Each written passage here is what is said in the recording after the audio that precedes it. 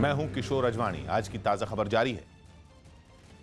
मध्य प्रदेश में कांग्रेस के मंत्री जीतू पटवारी ने बीजेपी पर कांग्रेस और बीएसपी के विधायकों को तोड़ने का आरोप लगाया है। जीतू पटवारी का दावा है कि मध्य प्रदेश के 8 विधायक बीजेपी नेताओं के प्रलोभन में आकर हरियाणा के मानेसर में एक रिजॉर्ट में रुके हैं और ये लोग कमलनाथ सरकार को गिराने की साजिश रच रहे हैं। पटवारी ने इस साजिश के पीछे शिवराज सिंह चौहान और नरोत्तम मिश्रा को जिम्मेदार माना है। खबरों के मुताबिक दिग्विजय सिंह के बेटे जयवर्धन सिंह भी इन विधायकों से मिलने के लिए मानेसर के रिजॉर्ट में गए थे। वहीं मुख्यमंत्री कमलनाथ ने दावा किया है कि एमपी में सरकार को कोई खतरा नहीं है। एमपी की 228 सदस्यीय विधानसभा में कांग्रेस के 114 विधायक हैं, जबकि बीजेपी के पास 107 विधायक हैं और 2 विधायक बीएसपी के, जबकि 1 विधायक एसपी का है। जीतू पटवारी और जयवर्धन तो वहाँ चले गए थे आईटीसी ग्रैंड मानेसर में, तो वहाँ इन लोगों से संपर्क हो गया था। तो जिनसे संपर्क हो गया था वो वापस हमारे साथ आने तैयार थे, लेकिन वहाँ भारतीय जनता पार्टी के पूर्व मंत्री रामपाल सिंह, नरोत्तम मिश्रा, अरविंद भदौरिया, संजय पाठक पूर्व मंत्री, ये सब लोग वहाँ उनको पैसे देने वाले थे। दिल्ली हिंसा पर बहस का भरोसा देने के बाद भी संसद में हंगामा नहीं थमा। सरकार होली के बाद इस मुद्दे पर चर्चा के लिए तैयार हो गई, लेकिन विपक्ष इस बात से नाखुश दिखा, क्योंकि उसकी मांग है कि दिल्ली हिंसा पर होली के बाद नहीं बल्कि तुरंत चर्चा होनी चाहिए। यही वजह है कि लोकसभा में स्पीकर ने जैसे ही होली के बाद चर्चा की बात कही, विपक्ष ने हंगामा शुरू कर दिया। सरकार इस विषय पर चर्चा करने को तैयार है और सरकार ने कहा है होली के बाद, आफ्टर जून के बाद 11 तारीख को इस विषय पर चर्चा होना चाहिए। यही नहीं, स्पीकर के ये ऐलान करते ही विपक्षी सांसद वेल में आ गए और उन्होंने कागज फाड़कर स्पीकर पर फेंकने शुरू कर दिए, जिसके बाद सदन की कार्यवाही स्थगित करनी पड़ी।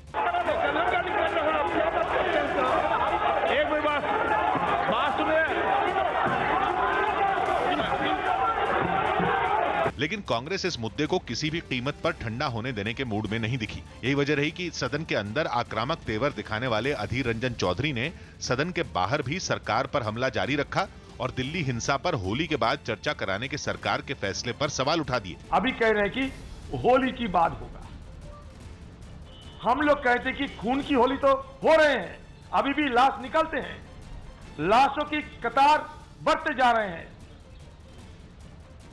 आप होली की बात करते हो। लेकिन बीजेपी ने कांग्रेस के रवैये को गलत बताया और सरकार के फैसले को सही ठहराया। सरकार तो जवाब देने के लिए हमेशा तैयार है। ये जरूर है कि अधीर रंजन चौधरी ने जो बात कही है उसको उनको अपने नेतृत्व से पूछना चाहिए कि जगह जगह जा करके कि इस प्रकार के बयानात क्यों दिए गए। दिल्ली हिंसा पर चर्चा की मांग पर एक दिन पहले भी सदन में खूब हंगामा हुआ था और सत्ता पक्ष और विपक्ष के सांसदों के बीच धक्का मुक्की की नौबत आ गई थी। यही वजह है कि अगले दिन सदन की कार्यवाही शुरू होते ही स्पीकर ने सभी सांसदों को कड़ी चेतावनी दी। एक दिन पहले कांग्रेस के कई सांसद नारे लगाते हुए वेल में आ गए थे, जिसके बारे में बात करते हुए स्पीकर ने सत्ता पक्ष और विपक्ष के सांसदों को एक दूसरे की तरफ नहीं जाने की सख्त हिदायत दी। कोई भी माननीय सदस्य इधर से उधर क्रॉस कर कर किसी की सीट पर नहीं जाएगा, और अगर जाएगा, सुन लीजिए, जाएगा तो मैं आसन से व्यवस्था दे रहा हूं, उसको पूरे सत्र के लिए, चलते सत्र के लिए निलंबित करूंगा। जिसके बाद कांग्रेस नेता अधीर रंजन चौधरी ने अपना विरोध जताया। आज दिल्ली में जो हो रहे हैं, मैं विषय की आज भी लाश की कतार बढ़ रहे हैं, मैं अधीर रंजन, ये विषय को उठाने का हमें अधिकार है। यही नहीं, विपक्षी सांसद अपनी सीट पर खड़े होकर शोरगुल करने लगे और उन्होंने प्लेकार्ड और बैनर लेकर वेल में आने की कोशिश की, जिससे स्पीकर गुस्से में आ गए और उन्होंने इस बात पर भी रोक लगा दी। प्ले कार्ड भी लेकर नहीं आना है, बैनर लेकर नहीं आना है। नो नो, अच्छा आप प्ले कार्ड करके संसद चलाना चाहते हो क्या? संसद की मर्यादा इस तरीके से चलाना चाहते हो क्या? ये बताओ, अनाउंस करो आप कि हम प्ले कार्ड लेके संसद में आना चाहते हैं, मैं आने को अलाउ करूंगा, करो आप। जिसके बाद बीजेपी सांसदों ने कांग्रेस और दूसरे विपक्षी सांसदों पर स्पीकर की बात नहीं मानने का आरोप लगा दिया। बहुत ही घृणित हुआ, अपमान किया गया, अध्यक्ष महोदय का अपमान किया, उन पर कागज फेंक के टुकड़े फेंके गए, उन लोगों का अपमान किया गया और आसन को पैर से मारा गया। हमने इतना वाहियात माहौल कभी नहीं देखा। दिल्ली हिंसा के मुद्दे पर लगातार दूसरे दिन संसद में खूब बवाल हुआ, जिसकी वजह से सदन की कार्यवाही बार बार स्थगित करनी पड़ी। इतना ही नहीं, खबर है कि सदन की कार्यवाही स्थगित होने के बाद भी सत्ता पक्ष और विपक्ष के सांसदों के बीच बहस हुई। स्पीकर ने सभी सांसदों को अपनी सीट की तरफ रहने के लिए कहा था, लेकिन चर्चा है कि कांग्रेस सांसदों ने उनकी बात नहीं मानी और कांग्रेस नेता अधीर रंजन चौधरी दूसरी तरफ आ गए और उन्होंने बीजेपी सांसद लॉकेट चैटर्जी से रुकने को कहा। यही नहीं, खबर है कि स्पीकर के जाने के बाद कुछ विपक्षी सांसदों ने सदन में शोरगुल भी किया। चर्चा है कि इनमें समाजवादी पार्टी के सांसद अखिलेश यादव भी थे, जिन्हें केंद्रीय मंत्री स्मृति ईरानी ने हंगामा करने से मना भी किया, लेकिन वो नहीं माने। संसद में यह आलम तब था जब कुछ देर पहले ही स्पीकर ने सांसदों को कड़ी चेतावनी दी थी। कोरोना वायरस अब भारत में भी अपना प्रभाव लगातार बढ़ा रहा है। पिछले 2 दिनों के भीतर जिस तरह से भारत में इसके मामले सामने आए हैं, उसके बाद से लोग दहशत में हैं। अब तक भारत में कोरोना वायरस के 13 संदिग्ध मामले सामने आ चुके हैं, जिसमें से एक दिल्ली का है, जबकि 6 लोग आगरा में पॉजिटिव पाए जा चुके हैं। हालांकि पीएम नरेंद्र मोदी और केंद्रीय स्वास्थ्य मंत्री हर्षवर्धन ने लोगों से कहा कि घबराने की जरूरत नहीं है। वहीं सरकार की तरफ से एडवाइजरी भी जारी की गई है। कोरोना वायरस के खतरे को देखते हुए नोएडा प्रशासन ने अलर्ट जारी किया है और यहां मौजूद 1000 से अधिक देसी विदेशी कंपनियों को कोरोना वायरस अलर्ट नोटिस भेजा गया है। कोरोना वायरस के डर से नोएडा के 2 स्कूलों में छुट्टी घोषित कर दी गई है, तो वहीं कुछ स्कूलों ने छात्रों के अभिभावकों को सुझाव दिया है कि बच्चों को सर्दी जुकाम की थोड़ी सी भी शिकायत होने पर उन्हें स्कूल ना भेजें। वहीं दिल्ली के एक 5 स्टार होटल के कुछ कर्मचारियों को भी 14 दिनों तक अपने घर में अलग रहने को कहा गया है। दरअसल इसी होटल में कोरोना वायरस का एक संक्रमित आदमी ने खाना खाया था। हैदराबाद में उम्रह के लिए सऊदी अरब जा रहे 120 लोगों को कोरोना वायरस की वजह से रोक दिया गया है। वहीं कोरोना वायरस की वजह से नौसेना ने 18 से 28 मार्च तक 40 देशों के साथ होने वाला अभ्यास भी टाल दिया है। किसी को भी हाथ नहीं मिलाना चाहिए और अपने हाथ बार बार धोने चाहिए और अल्कोहलिक सैनिटाइजर्स यूज़ करने चाहिए अगर आप बीच बीच में वो यूज़ करते हैं, अथवा साबुन से धोना चाहिए हाथ। एयरपोर्ट पहुंचा हमें तो इत्तला मिली कि सऊदी अरब जो है कोरोना वायरस की वजह से कि उम्रा हाजरीन को एंट्री बैन कर दिए हैं और जो है मैं एयरपोर्ट से आया हूं वापस घर और जो है इंतज़ार कर रहा हूं क्या अपडेट आती है सऊदी गवर्नमेंट से और एयरलाइन से। चीन में अब तक 3000 से ज्यादा लोगों की जान ले चुका कोरोना वायरस दिल्ली तक पहुंच गया। दिल्ली में पिछले हफ्ते इटली से आए एक आदमी में कोरोना वायरस की पुष्टि की गई, जिसके बाद दिल्ली से लेकर नोएडा और आगरा तक दहशत फैल गई, क्योंकि वायरस की चपेट में आने से पहले इटली से आया ये शख्स आगरा में एक पार्टी में शामिल हुआ था और ये पार्टी उसके बेटे के जन्मदिन की थी, जो नोएडा के एक स्कूल में पढ़ता है। स्कूल को इसकी खबर मिली तो सभी टीचर घबरा गए। बच्चों को उनके घर भेज दिया गया। डर और दहशत के माहौल के बीच स्कूल भी अगले 72 घंटों के लिए बंद कर दिया गया। पूरे के पूरे स्कूल को सैनिटाइज किया जा रहा है और जब तक ये स्कूल सैनिटाइज नहीं हो जाता तब तक ये स्कूल इस तरीके से बंद रहेगा। हालांकि कुछ पेरेंट्स यहाँ पर आए थे जो अपने बच्चों को घर ले जा चुके हैं। स्कूल के कुछ बच्चों को कोरोना वायरस हो सकता है, इस खबर ने ही लोगों के होश उड़ा दिए। ये कैसे हुआ, कब हुआ और अब आगे क्या होगा, इस तरह के सवालों ने भी बच्चों के घर वालों को परेशान करना शुरू कर दिया। आज सुबह हमने अपने बच्चे को स्कूल बस से भेजा, बट अभी हमें एक कॉल रिसीव हुआ कि आप अपने बच्चे को ले जाइए, कुछ दिक्कत है स्कूल में और वायरस की वजह, कोरोना वायरस की वजह से। आनन फानन में जिला गौतम बुद्ध नगर के सीएमओ अनुराग भार्गव भी नोएडा के स्कूल में पहुंच गए। उन्होंने स्कूल की साफ सफाई के आदेश दिए। इसके अलावा स्कूल में अगले 3 दिनों में होने वाली सभी परीक्षाएं भी टाल दी गईं। वही पार्टी थी, उसमें 25 लोगों ने अटेंड की थी। उन सभी में एक जना कोरोना वायरस से इन्फेक्टेड था। जो आदमी था वो इटली से लौट के आया था और वो उसको एडमिट कर रखा है दिल्ली में और बाकी लोगों की सर्विलेंस जारी है। कितने लोग स्कूल से थे सर उस बर्थडे पार्टी? 5 बच्चे थे। 5 बच्चे। कोरोना वायरस का डर दिल्ली और नोएडा में तेजी से फैला। नोएडा में 2 स्कूल अगले आदेश तक बंद कर दिए गए और इस खबर ने लोगों को परेशान कर दिया, जबकि उत्तर प्रदेश सरकार भी हरकत में आ गई। जानकारी दी गई कि आगरा में ऐसे 6 लोगों की पहचान की गई है जिन्हें कोरोना वायरस हो सकता है। इन सभी लोगों को निगरानी में रखा गया है और उनकी मेडिकल जांच की जा रही है। ऐसा कहा जा रहा है कि ये लोग भी आगरा में हुई उस पार्टी में मौजूद थे जो इटली से आए एक आदमी ने दी थी और इसी आदमी को बाद में कोरोना वायरस से पीड़ित बताया गया। चूंकि पार्टी उसके बेटे के जन्मदिन की थी, इसलिए नोएडा के स्कूल से कुछ बच्चे भी उसमें गए थे। इस मामले के सामने आने के बाद उत्तर प्रदेश सरकार ने कोरोना वायरस के मामलों से निपटने के लिए अलग अलग अस्पतालों में मरीजों के लिए 800 बेड का इंतजाम करने की जानकारी दी और बताया कि अब तक राज्य में कुल 120 लोगों की मेडिकल जांच की जा चुकी है। तो 1200 लोगों को सर्विलेंस रखा चुका है और 28 दिन तक हम लोग रखते हैं और इसमें बाकी लोग अब तक सर्विलेंस से बाहर हो चुके हैं। 248 लोग ही खाली ऐसे बचे हैं जिनको हम लोग रखे हुए हैं और इसमें 6 लोगों को कुछ सिम्टम थे, इसमें से 5 लोगों की रिपोर्ट नेगेटिव आ चुकी है और छठे की अभी 48 घंटे में रिपोर्ट आ जाएगी। वहीं नोएडा में कोरोना वायरस के मामलों पर उत्तर प्रदेश के स्वास्थ्य मंत्री जयप्रताप सिंह ने जानकारी दी। उन्होंने बताया कि ऐसे 6 लोगों की पहचान की गई है जिन्हें कोरोना वायरस हो सकता है। कुल 23 कॉन्टैक्ट को चिन्हित किया गया है, जिसमें से 13 की रिपोर्ट प्राप्त हुई है, जिसमें से 6 रोगी कोरोना संदिग्ध पाए गए हैं, जिनकी पुष्टि के लिए नमूना को national institute of virology Pune को प्रेषित किया जा रहा है।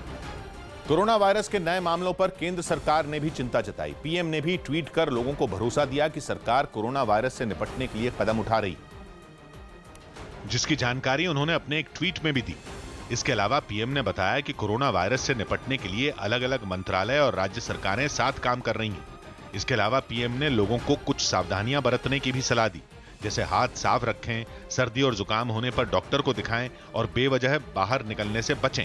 हालांकि राहुल गांधी ने इस मुद्दे पर 12 फरवरी का अपना एक ट्वीट शेयर करते हुए केंद्र सरकार की गंभीरता पर सवाल खड़े किए। कांग्रेस नेताओं ने भी केंद्र सरकार को कड़े और जरूरी कदम उठाने की सलाह दी। ये कोरोना वायरस एक गंभीर चुनौती है पूरे विश्व के लिए। भारत में भी कुछ ऐसे अब लोग आए हैं जो इस तकलीफ से ग्रस्त हैं, इसलिए सरकार को मुस्तैदी से इस पे कदम उठाने चाहिए। पीएम से मुलाकात के बाद दिल्ली के सीएम अरविंद केजरीवाल ने भी हालात से निपटने का भरोसा दिया। हमें मिलकर काम करना है ताकि इस बीमारी को फैलने से रोका जा सके और जिनको है उनको इलाज दिलाया जा सके।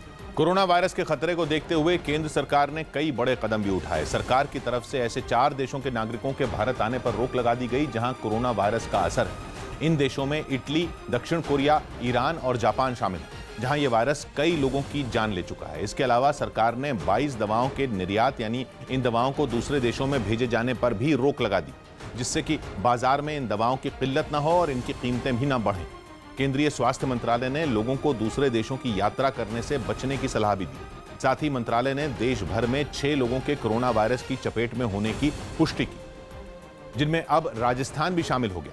राजस्थान में इटली से आए जिस आदमी को निगरानी में रखा गया था, उसके कोरोना वायरस की चपेट में होने की बात सामने आई, जिससे वहां डर और घबराहट का माहौल बन गया।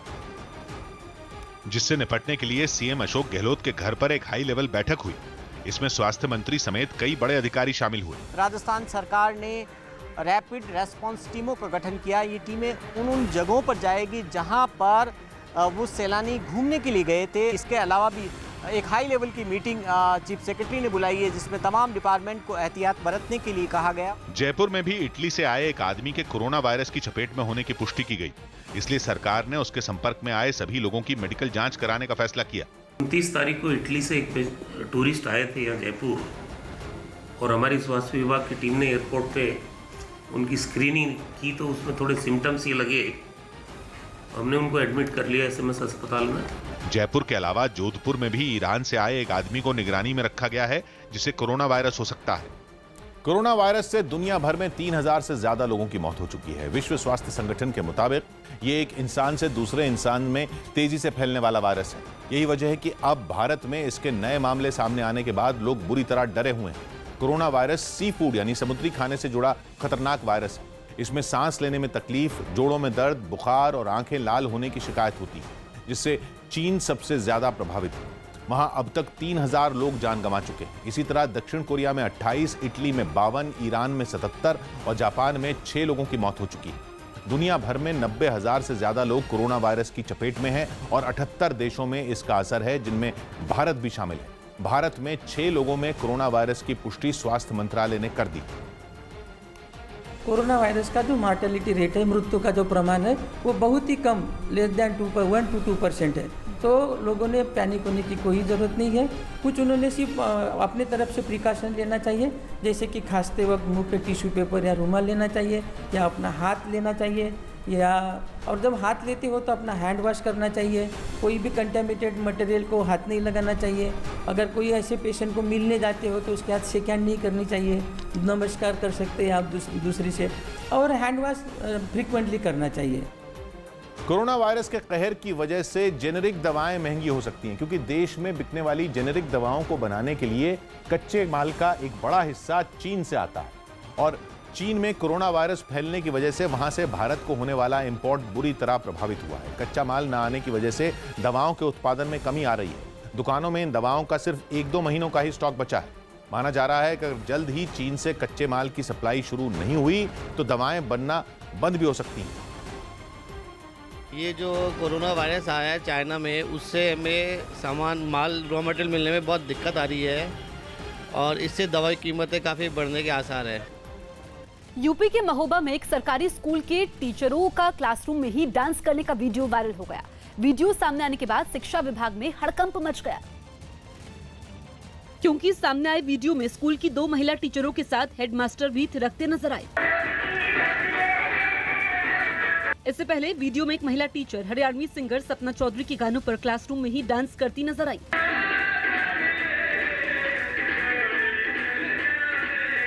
इसके बाद एक दूसरी महिला टीचर भी अपनी साथी टीचर के साथ कदम ताल करने लगी। दोनों टीचरों को डांस करता देख हेडमास्टर भी खुद को रोक नहीं पाए, उन्होंने भी थिरकना शुरू कर दिया। कुछ देर बाद वहां मौजूद सभी टीचर क्लासरूम में ही घूम घूम कर नाचने लगे, लेकिन टीचरों की क्लासरूम में डांस करने का ये वीडियो सामने आने के बाद विभाग में हड़कंप मच गया। दिल्ली पुलिस के पीआरओ एमएस रंधावा ने आम आदमी पार्टी के पार्षद ताहिर हुसैन को बचाने पर सफाई दी है। पहले दिल्ली पुलिस के एक अधिकारी ने दावा किया था कि हिंसा के बीच पुलिस ने ही ताहिर को बचाया था, लेकिन अब सफाई दी गई है कि दिल्ली पुलिस के पास केवल ये सूचना आई थी कि ताहिर हिंसा के बीच फंसे हैं, लेकिन जांच के बाद ताहिर के फंसे होने की बात गलत पाई गई। 24 की नाइट को जो हमारी फोर्स डिप्लॉय थी उसके पास कुछ आदमी आए और उन्होंने कहा कि जो वहाँ का काउंसलर है वो अभी उसके घर में ट्रैप है और लोगों ने उसको घेरा हुआ है, लेकिन जब पुलिस ने चेक किया तो ऐसा नहीं था, वो घर पे था। और इसके बाद 26 को जब श्री अंकित शर्मा की डेड बॉडी मिली तो तब पुलिस की इन्वेस्टिगेशन में पता लगा और मेन अक्यूज्ड ताहिर हुसैन है। उसके बाद इसके घर की सर्च की गई और कुछ एविडेंस जुटाए गए और पुलिस अब एफर्ट कर रही है, रेड्स भी कंडक्ट कर रही है। यूरोप के ग्रीस के एजेंट सागर में शरणार्थियों से भरी एक नाव पर ग्रीस के कोस्ट गार्ड यानी समुद्री सीमा की रक्षा कर रहे जवानों ने गोलियां चला दी। सीरिया से लड़ाई के बीच तुर्की ने शरणार्थियों को यूरोप की तरफ भेजना शुरू कर दिया, जिसके बाद कुछ शरणार्थियों ने एक नाव पर सवार होकर ग्रीस में घुसने की कोशिश की, लेकिन ग्रीस की समुद्री सीमा में दाखिल होते ही वहां मौजूद कोस्ट गार्ड ने उन पर गोलियां चला दी। ये गोलियां एक बड़ी नाव पर सवार ग्रीस के जवान ने चलाई। इससे पहले इस बड़ी नाव की मदद से ही शरणार्थियों की नाव पर टक्कर मारकर उसे डुबोने की कोशिश भी की गई, लेकिन नाव टकराने से बच गई। शरणार्थियों को रोकने के लिए ग्रीस के कोस्ट गार्ड की एक छोटी नाव भी वहां पहुंची, जिसमें मौजूद एक जवान हाथ के इशारे से उन्हें धमकाता नजर आया। कोस्ट गार्ड की दोनों नावों की मदद से समुद्र में ही शरणार्थियों को घेरने की कोशिश की गई। कुछ देर के लिए शरणार्थियों की नाव उनके बीच में फंस गई। इसी मौके का फायदा उठाकर बड़ी नाव पर सवार एक जवान ने लोहे के बड़े डंडे से शरणार्थियों की नाव पर छेद करने की कोशिश की। हालांकि इस बार भी शरणार्थी बच गए। कुछ देर बाद उन्हें खदेड़ने के लिए गोलियां चलाई गईं। इस वीडियो के सामने आने के बाद तुर्की की सरकार ने ग्रीस की आलोचना की और यूरोप के सभी देशों से शरणार्थियों को अपनाने की अपील की। दुनिया में अरबपतियों की तादाद 2470 से बढ़कर 2816 पर पहुंच गई। इसकी जानकारी हुरन ग्लोबल रिच लिस्ट 2020 से मिली, जिसके मुताबिक विश्व में सबसे ज्यादा 799 अरबपति चीन में रहते हैं। वहां इस साल अरबपतियों की लिस्ट में 182 नए लोग शामिल हुए, जिनमें अकेले बीजिंग के ही 110 अरबपति हैं। रिपोर्ट के मुताबिक दुनिया के 83 अरबपति चीन के शंघाई में रह रहे हैं, जबकि 76 हांगकांग में रहते हैं। वहीं अमेरिका के न्यूयॉर्क में अरबपतियों की तादाद 98 है, जबकि 74 अरबपतियों का बसेरा लंदन में है। यही नहीं, भारत में भी 100 से ज्यादा अरबपति रहते हैं, जिनमें सिर्फ मुंबई में ही 50 अरबपतियों का घर है। प्रधानमंत्री नरेंद्र मोदी ने उनके सोशल मीडिया छोड़ने की अटकलों पर फुल स्टॉप लगा दिया और यह साफ कर दिया कि वो सोशल मीडिया पर बने रहेंगे। प्रधानमंत्री ने खुद ट्वीट करके ये जानकारी दी, जिसमें उन्होंने लिखा कि वो केवल 8 मार्च यानी कि महिला दिवस के दिन सोशल मीडिया से दूर रहेंगे और उस दिन उनके सोशल मीडिया के सभी अकाउंट उन महिलाओं को समर्पित होंगे जिनकी जिंदगी दूसरों के लिए प्रेरणा है। इसके लिए पीएम ने #SheInspiresUs लिखा हुआ एक पोस्टर भी शेयर किया। प्रधानमंत्री ने जैसे ही ये ट्वीट किया, ये साफ हो गया कि वो सोशल मीडिया पर बने रहेंगे, जिसे जानकर उनके फॉलोअर खुश हो गए और कुछ ही मिनटों में उनका ट्वीट #SheInspiresUs टॉप पर ट्रेंड करने लगा। जहां एक और प्रधानमंत्री के प्रशंसक इस बात से खुश थे, तो वहीं कांग्रेस नेता जयवीर शेरगिल ने पीएम के ट्वीट के जवाब में एक ट्वीट किया और उनके सोशल मीडिया नहीं छोड़ने पर तंज कसा। सोशल मीडिया पर प्रधानमंत्री के करोड़ों फॉलोअर हैं और उनका नाम भारत समेत दुनिया भर में सबसे अधिक फॉलो किए जाने वाले नेताओं में शुमार है। लेकिन एक दिन पहले किए गए उनके एक ट्वीट ने सभी को चौंका दिया था। इस ट्वीट में पीएम ने सोशल मीडिया छोड़ने के संकेत दिए थे, जिस पर सियासी घमासान छिड़ गया, क्योंकि इस ट्वीट में उन्होंने लिखा था कि आने वाले रविवार को वो सोशल मीडिया के अपने सभी अकाउंट छोड़ने के बारे में सोच रहे हैं, जिसके बाद कांग्रेस ने उन पर हमले तेज कर दिए और राहुल गांधी ने उन पर तंज कसते हुए एक ट्वीट किया, जिसमें उन्होंने लिखा कि पीएम को नफरत छोड़नी चाहिए, सोशल मीडिया नहीं। कांग्रेस नेता अधीर रंजन चौधरी ने भी इस बात पर हैरानी जताई और इसे दिल्ली हिंसा पर मचे बवाल से ध्यान भटकाने की कोशिश बता दिया। सोशल मीडिया की पैरवी करने वाला हमारा हिंदुस्तान के प्राइम मिनिस्टर खुद सोशल मीडिया छोड़ने के लिए तैयार है। ये बड़े ताज्जुब की बात होती है, क्योंकि हमारे अभी सारे चर्चा दिल्ली दंगे से हटकर चले गए प्रधानमंत्री के सोशल मीडिया पर। इसका मतलब ये तो एक निगाहों भटकने का एक कौशल हो सकता। वहीं अखिलेश यादव ने ट्वीट करके पीएम पर निशाना साधा और उन्हें लोगों से संवाद बनाए रखने की सलाह दी, जबकि बीजेपी की सहयोगी पार्टी आरपीआई ने इसे सीएए के मुद्दे से जोड़ दिया और आशंका जताई कि पीएम इस मुद्दे पर देश में फैली गलतफहमी की वजह से ऐसा कर रहे हैं। सीएए कानून के संबंध में उनको बदनाम करने की कोशिश काफी हुई और उससे मुझे लगता है कि प्रधानमंत्री का नाराज है।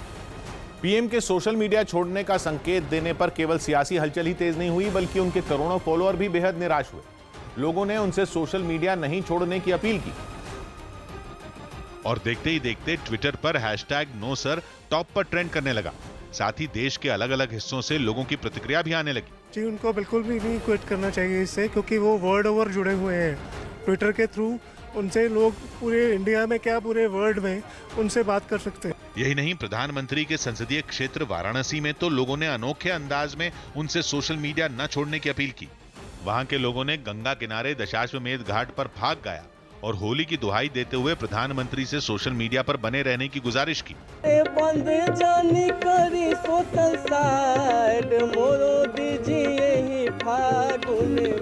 बीजेपी के नेता भी प्रधानमंत्री के इस संकेत से दुखी नजर आए। हालांकि बाद में प्रधानमंत्री ने खुद ट्वीट करके सोशल मीडिया नहीं छोड़ने की जानकारी दी और पूरा सस्पेंस खत्म कर दिया। दिल्ली में कांग्रेस नेता अधीर रंजन चौधरी के मकान पर 3 अज्ञात लोगों के हमले के बाद वहां की सुरक्षा बढ़ा दी गई। हालांकि जिस वक्त इन लोगों ने हमला किया उस समय अधीर रंजन चौधरी संसद में मौजूद थे, लेकिन उनकी बेटी घर में ही थी। आरोपी के मकान में मौजूद दफ्तर में घुसे इन अज्ञात लोगों ने वहां रखी कई फाइल और दस्तावेजों से छेड़छाड़ की। ऐसा करने से रोकने पर उन्होंने सुरक्षा कर्मियों से हाथापाई की। बाद में उन्हें धमकाने के बाद वो वहां से भाग गए। हमले के बाद दफ्तर में कागज और ज्यादातर फाइल मेज और फर्श पर बिखरे मिले। हमले की जानकारी मिलने के बाद पुलिस वहां पहुंची और कांग्रेस नेता के मकान की सुरक्षा को बढ़ा दिया गया। बाहर दफ्तर है उनका, ये घर है, घर का मुख्य द्वार है, लेकिन बाहर दफ्तर खुला होता है आम लोगों के लिए। कोई भी आता है तो पहले यहाँ आता है। मोनी क्या हुआ था, आप यहाँ मौजूद थे? फाइल पत्र फेंकने लग गए, कागज पत्र। अधीर रंजन चौधरी के 2 स्टाफ मौजूद थे, खुद अधीर रंजन चौधरी और उनकी पत्नी यहाँ मौजूद नहीं थी, लेकिन बेटी मौजूद थी उनकी। 3 अनजान लोग आते हैं यहाँ, धमकी देकर चले जाते हैं। दिल्ली में संसद के गेट नंबर 1 पर बीजेपी सांसद विनोद कुमार सोनकर की गाड़ी के बैरियर से टकराने के बाद वहां तैनात सुरक्षा कर्मी अलर्ट हो गए। विनोद कुमार सोनकर बीजेपी संसदीय दल की बैठक में शामिल होने के लिए वहां पहुंचे थे, लेकिन संसद के मेन गेट पर लगे बैरियर से उनकी गाड़ी टकरा गई और अलार्म बज गया, जिसके बाद सुरक्षा बल अलर्ट हो गया। ऐसे में संसद की सुरक्षा में तैनात जवानों ने अपने हथियार गेट की तरफ तान दिए। सायरन बजा है और यहाँ पर देखिए QRT क्विक रिस्पांस टीम जो है वो मोर्चा लेकर के खड़ी हो गई है। सर आ रही है, वो देखिए आप वहाँ पर जो जमीन के अंदर बैरिकेड होते हैं वो अचानक ऊपर आ गए। इस घटना के बाद बीजेपी सांसद विनोद कुमार सोनकर ने इस मामले पर अपनी सफाई दी। उससे पीछे किसी माननीय सांसद जी की गाड़ी थी, वो वहाँ पे सेंसर से टच कर गई। उनके टच करने के कारण मेरी गाड़ी में जो इनका काटा होता है वो तुरंत ऑन हो गया और सीधे मेरे गाड़ी को उसने हिट किया। सुरक्षा कर्मियों की जांच के बाद पंक्चर हो चुकी बीजेपी सांसद की गाड़ी को एक दूसरी गाड़ी की मदद से खींचते हुए संसद के अंदर लाया गया। हरियाणा के पानीपत के बिजली घर की 2 बड़ी चिमनियों को धमाका कर गिरा दिया गया। चिमनियों को गिराने के लिए जयपुर से स्पेशल टीम बुलाई गई थी, जिसने बड़े ही एहतियात के साथ पहले एक चिमनी को धमाका करके गिराया। चिमनी के गिरते ही वहां धूल ही धूल फैल गई। 105 मीटर ऊंची चिमनियों को गिराने के लिए लगभग 75 किलो विस्फोटक का इस्तेमाल किया गया था, जबकि इन्हें गिराने से पहले 8 दिनों की तैयारी की गई। एक चिमनी के गिरने के थोड़ी देर बाद दूसरी चिमनी को धमाका करके गिरा दिया गया।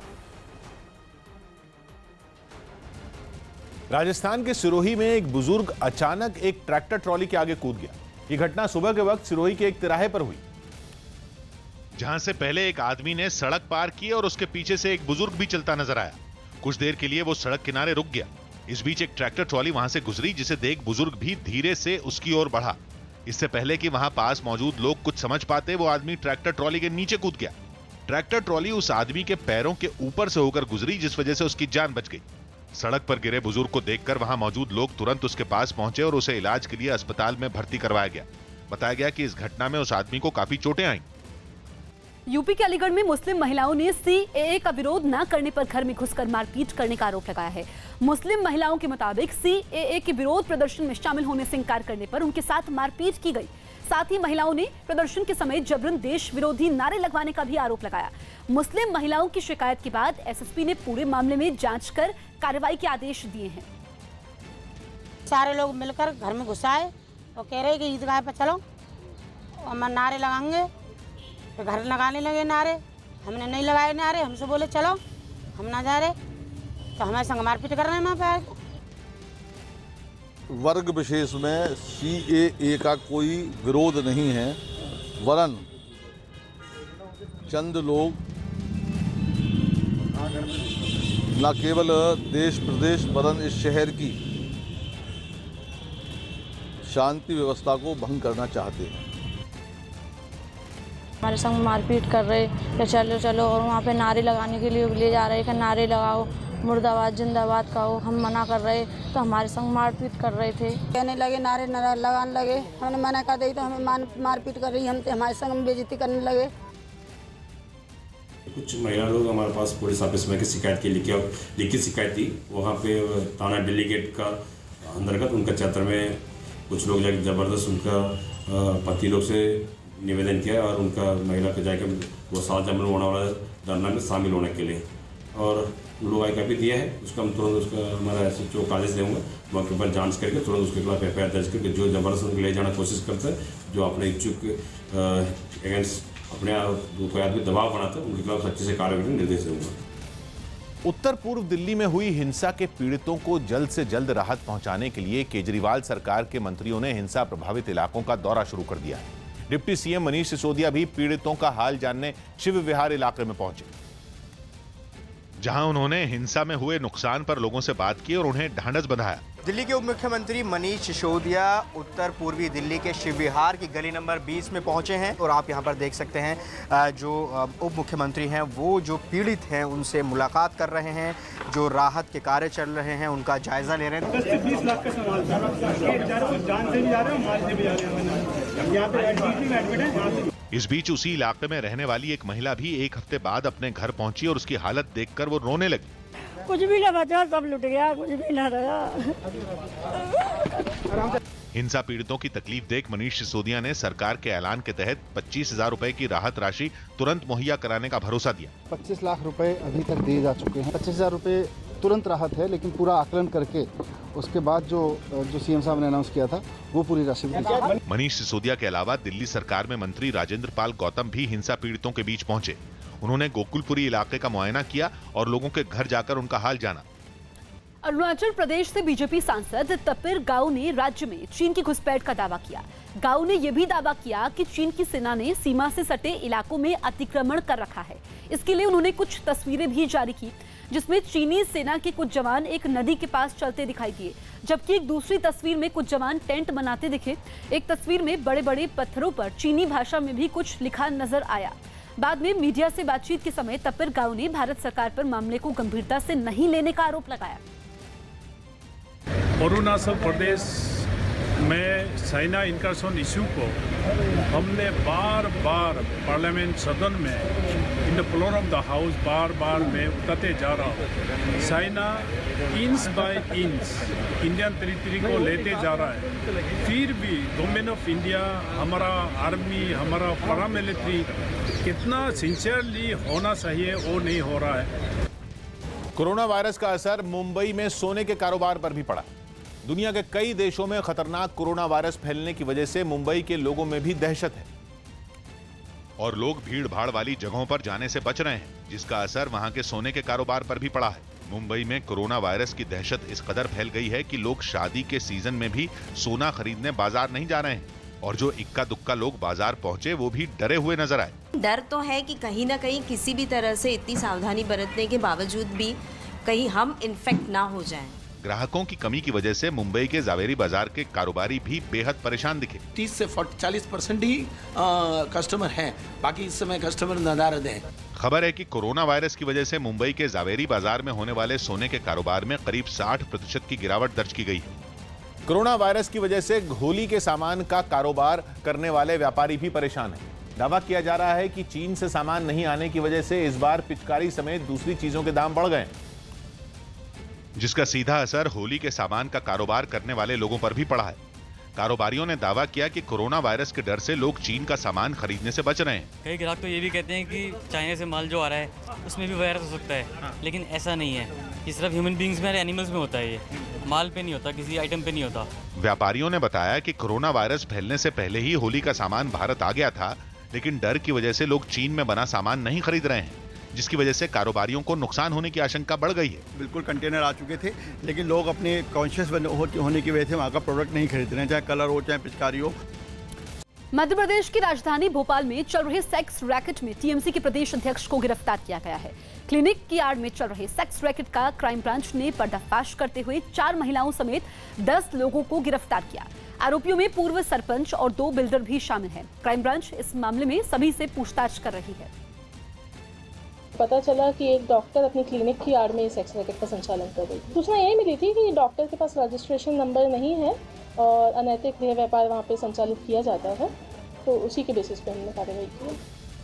महाराष्ट्र के पूर्व मुख्यमंत्री और बीजेपी नेता देवेंद्र फडणवीस पर गलत चुनावी हलफनामे का मुकदमा चलेगा, क्योंकि सुप्रीम कोर्ट ने गलत चुनावी हलफनामा जमा करने के आरोपों में देवेंद्र फडणवीस के खिलाफ केस चलाए जाने पर रोक लगाने से जुड़ी याचिका खारिज कर दी। उन पर महाराष्ट्र के नागपुर कोर्ट में मुकदमा चलते रहने के निर्देश दिए। देवेंद्र फडणवीस पर 2014 के चुनावी हलफनामे में 2 आपराधिक मुकदमों की जानकारी छिपाने का आरोप है। ये दोनों मुकदमे 1996 और 1998 में नागपुर में दर्ज करवाए गए थे, जिनमें एक मानहानि और दूसरा ठगी का है। इससे पहले बॉम्बे हाईकोर्ट ने देवेंद्र फडणवीस को इस मामले में क्लीन चिट दे दी थी। इसके बाद याचिकाकर्ताओं ने सुप्रीम कोर्ट में अपील की, फडणवीस को अयोग्य करार देने की मांग की थी। बढ़ते हैं आगे। महाराष्ट्र के यवतमाल जिले के एक स्कूल में 10वीं की परीक्षा के समय का एक वीडियो वायरल हो रहा है, जो शिक्षा व्यवस्था और नकल रोकने के इंतजामों की पोल खोल रहा है। वीडियो में साफ दिख रहा है कि लोग स्कूल की दीवार कूदकर पार कर रहे हैं और अंदर परीक्षा दे रहे छात्रों को चिट दे रहे हैं। बिना किसी डर के स्कूल की बाउंड्री कूदकर चिट पकड़ा रहे इन लोगों का वीडियो ये साफ बताता है कि लोग और व्यवस्था दोनों की शिक्षा के प्रति कितने गंभीर ये लोग हैं। अमेरिका के साथ शांति समझौते के 2 दिन बाद ही अफगानिस्तान में तालिबान ने आतंकवादी हमले तेज कर दिए, जिससे वहां की सरकार ही नहीं बल्कि भारत की चिंता भी बढ़ गई है, क्योंकि अफगानिस्तान में तालिबान को पाकिस्तान का समर्थन हासिल है और आशंका जताई जा रही है कि वहां भारत के ठिकानों और नागरिकों पर तालिबान के हमले बढ़ सकते हैं। साथ ही तालिबान ने अफगानिस्तान के सुरक्षा बल पर भी हमले तेज करने की धमकी दी और दावा किया है कि उसने अमेरिका के साथ सिर्फ वहां तैनात विदेशी सैनिकों पर हमला न करने का समझौता किया है और वो अफगान सुरक्षा बल पर हमले के लिए स्वतंत्र है। वहीं अमेरिका से हुए समझौते के दूसरे ही दिन तालिबान के आतंकियों ने पूर्वी अफगानिस्तान में एक फुटबॉल स्टेडियम को बम से उड़ा दिया, जिसमें 3 लोगों की मौत हो गई, जबकि अफगानिस्तान में एक महिला को पत्थर मारकर मौत के घाट उतारने का वीडियो भी सामने आया, जिसके बाद वहां की महिलाओं को फिर से तालिबान का कहर झेलने का डर सता रहा है। एमपी के देवास में छेड़छाड़ से परेशान महिला ने लड़के की पिटाई कर दी। एमपी के देवास में छेड़छाड़ से परेशान होकर गुस्साई महिला ने लड़के की जमकर पिटाई कर दी, जिसके बाद पुलिस को आकर लड़के को बचाना पड़ा। यूपी के फिरोजाबाद में जमीन विवाद की वजह से 2 पक्ष आपस में भिड़ गए। इस बीच दोनों पक्षों में जमकर मारपीट हुई और पथराव और फायरिंग भी की गई। ग्रेटर नोएडा में एक चलती कार में अचानक आग लग गई, जिसके बाद कार में बैठे दंपति ने जैसे तैसे अपनी जान बचाई। वहीं हादसे में कार पूरी तरह से जलकर राख हो गई। यूपी के कानपुर देहात में पारिवारिक कलह से परेशान होकर एक महिला ने रामगंगा नहर में छलांग लगा दी, जिसे गांव के लोगों की मदद से बचा लिया गया। यूपी के लखीमपुर खीरी में जमीन की रजिस्ट्री के समय तहसील परिसर में दो पक्ष आपस में भिड़ गए। इस बीच दोनों पक्षों में जमकर मारपीट हुई। महाराष्ट्र के उस्मानाबाद में एक ट्रक की चपेट में आने से एक बुजुर्ग की मौत हो गई। वहीं ये पूरी घटना पास के सीसीटीवी में रिकॉर्ड हो गई। यूपी के फतेहपुर में एक चलती कार में अचानक आग लग गई, जिसके बाद समय रहते कार सवार गाड़ी रोककर नीचे उतर गया। दमकल विभाग ने गाड़ी में लगी आग पर काबू तो पा लिया, लेकिन तब तक कार पूरी तरह से जल गई। दिल्ली हिंसा के दौरान पिस्तौल लहराने के आरोपी शाहरुख को पुलिस ने उत्तर प्रदेश के शामली से गिरफ्तार कर लिया। दिल्ली के मौजपुर में हुई हिंसा के दौरान शाहरुख पिस्तौल लहराता हुआ दिखाई दिया था, जिसे शामली से गिरफ्तार करने के बाद पुलिस की टीम दिल्ली लेकर आई। इस दौरान आरोपी से गोली चलाने की वजह पर पत्रकारों ने सवाल भी किए, लेकिन शाहरुख ने कोई जवाब नहीं दिया। क्या वजह रही? शाहरुख गोली क्यों चलाई थी? जिसके बाद पुलिस की टीम उसे गाड़ी में बिठाकर पूछताछ के लिए क्राइम ब्रांच ले गई। इस वक्त पुलिस की गिरफ्त में शाहरुख है। ये वही शाहरुख है जिसे 24 फरवरी को प्रदर्शनकारियों पर मौजपुर इलाके में फायरिंग की थी और उसके बाद फरार हो गया था। पुलिस ने दावा किया कि हिंसा के बाद 8 दिन तक गायब रहे शाहरुख ने टिकटॉक पर वीडियो बनाना नहीं छोड़ा, जो उसकी गिरफ्तारी के बाद सामने भी आए।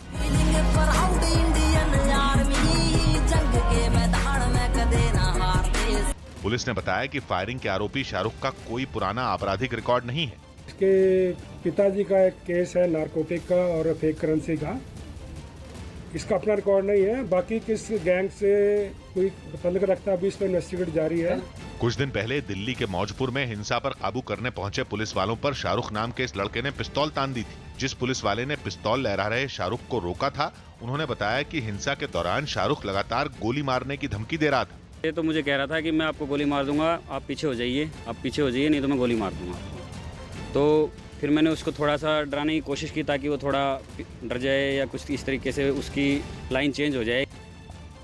गिरफ्तार किए गए आरोपी से पूछताछ के बाद दिल्ली पुलिस ने बताया कि मॉडलिंग का शौक रखने वाला शाहरुख हिंसा के दौरान गुस्से में आकर एक पिस्तौल लेकर सड़क पर उतर गया और मौजपुर इलाके में उसने अपनी पिस्तौल से 3 बार फायरिंग भी की, जिसके बाद वो एक दिन दिल्ली के कनॉट प्लेस में अपनी गाड़ी में ही सोया रहा और फिर जालंधर और उत्तर प्रदेश के बरेली होता हुआ शामली जाकर छिप गया, जहां से भागने की कोशिश कर रहे शाहरुख को बस स्टेशन से गिरफ्तार कर लिया गया।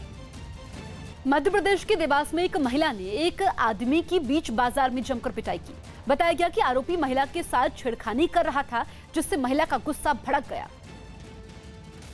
और उसने आरोपी को पकड़कर जमीन पर गिरा दिया। उसके सीने पर चढ़कर बैठ गई। गुस्साई महिला ने आदमी को पीटना शुरू कर दिया। इस बीच वहां लोगों की भीड़ इकट्ठा हो गई, लेकिन महिला के तेवर देख किसी को भी उसे रोकने की हिम्मत नहीं हुई। हालांकि इस बीच कुछ लोगों ने उसे समझाने की भी कोशिश की, लेकिन महिला का गुस्सा कम नहीं हुआ। हंगामा बढ़ता देख पुलिस भी वहां पहुंच गई, जिसके बाद आरोपी को महिला के कब्जे से छुड़ाकर थाने ले जाया गया, जहां महिला की शिकायत पर उसके खिलाफ मामला दर्ज कर लिया गया। इस वक्त की बड़ी खबर आपको बता दें, नोएडा में संदिग्ध कोरोना वायरस मामले में सभी 6 नमूने जांच में नेगेटिव पाए गए हैं।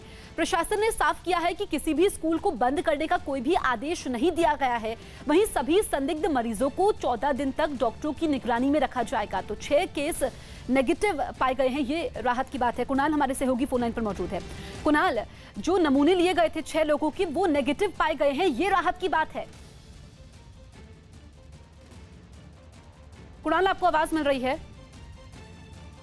जिस तरह से कल ये जानकारी आई थी कि मतलब हड़कंप मचा हुआ था कि 6 लोगों के जो सैंपल जिसमें लिए गए थे 25 लोगों के, तो 6 लोगों के फिलहाल जो नोएडा के थे उनकी रिपोर्ट में अभी तक निगेटिव आया है, लेकिन उनको 14 दिनों के लिए अंडर ऑब्जर्वेशन रखा गया है ताकि किसी भी तरह का अगर लक्षण उत्पन्न होता है उनमें तो तुरंत उनको ट्रीटमेंट दिया जा सके। ये जानकारी खुद जिला मजिस्ट्रेट ने दी है। साथ ही साथ ये भी कहा है कि किसी भी तरह का जो स्कूल बंद करने का आदेश नहीं दिया गया है। जो 2 स्कूल बंद हुए हैं वो सिर्फ 3 दिनों के लिए सैनिटाइज करने के लिए स्कूलों ने खुद ये फैसला लिया है कि उन्होंने खुद अपनी तरफ से बंद किया गया है। जी बिल्कुल, तो 6 नमूने नेगेटिव पाए गए हैं, ये राहत की बात है और स्कूल को बंद करने का आदेश नहीं है, ये डीएम की तरफ से कहा गया है।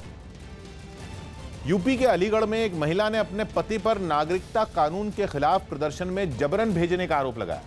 2 दिन पहले पुलिस ने नागरिकता कानून के विरोध में धरने पर बैठे कई लोगों को वहां से हटा दिया था। जिसके बाद कुछ लोगों पर धरने पर फिर से बैठने के लिए महिलाओं को उकसाने का आरोप लगा, जिसकी भनक लगते ही पुलिस वहां पहुंची और लोगों को नागरिकता कानून के खिलाफ धरना प्रदर्शन में शामिल नहीं होने के लिए समझाया। इसी बीच पुलिस एक मकान में पहुंची जहां एक बुजुर्ग महिला अपने पति पर ही बरस पड़ी। इस महिला ने अपने पति पर उसे जबरदस्ती नागरिकता कानून के खिलाफ हो रहे प्रदर्शन में शामिल होने के लिए दबाव बनाने का आरोप लगाया। लग रहा है चली जा रोज खाते मैं मेडिकल दिखाने गई मां मुझे बच्चों ने महिला के आरोपों के बाद पुलिस ने उसके पति को फटकार लगाई, साथ ही महिला से दोबारा प्रदर्शन में नहीं जाने की अपील की। पुलिस एक एक कर कई लोगों के मकान पर पहुंची और धरने में शामिल होने पर कार्रवाई की चेतावनी भी दी। इस दौरान पुलिस ने भरोसा दिया कि प्रदर्शन के लिए उकसाने वाले कुछ लोगों की पहचान कर ली गई है और जल्द उन्हें नोटिस भेजे जाएंगे। लोगों को समझाया तो इस तरह का काम न करें, अनावश्यक रूप से शांति भंग न करें और न ही धरने पर बैठें। ब्राजील के रियो डी जेनेरो में तेज बारिश के साथ आए तूफान ने भारी तबाही मचाई। इस तूफान की वजह से वहां 4 लोगों की मौत हो गई, जबकि सैकड़ों लोग वहां आई तेज बारिश और तूफान से प्रभावित हो गए। तूफान के साथ हुई भारी बारिश से कई इलाकों में बाढ़ के हालात बन गए। सबसे ज्यादा तबाही शहर के उत्तर और पश्चिमी इलाकों में हुई, जहां तूफान ने कई मकानों को अपनी चपेट में ले लिया, जिसकी वजह से उन्हें भारी नुकसान पहुंचा। तेज हवाओं ने कई पेड़ों को जड़ से उखाड़ दिया। तूफान थमने के बाद हर तरफ बस बर्बादी का मंजर था। लोगों के घरों में रखा सामान सड़कों पर बिखरा नजर आया। कई गाड़ियां पानी में डूबी दिखी। Dentro de casa sozinha, a água cada vez mais subia, mais e mais e mais, entendeu? Eu não sei agora. भारी बारिश के बाद वहां की नदियों ने भी खतरनाक रूप ले लिया। नदियों का पानी रिहायशी इलाकों में घुस गया, जिसकी वजह से वहां के कई रास्ते बंद हो गए। ब्राजील के मौसम विभाग ने अगले 24 घंटे वहां के लोगों के लिए भारी बताए। मौसम विभाग ने कई इलाकों में भारी बारिश की चेतावनी जारी की। इस अलर्ट के बाद प्रशासन के अधिकारियों ने इससे निपटने के लिए अपनी तैयारी पूरी होने का दावा किया। यूपी के मेरठ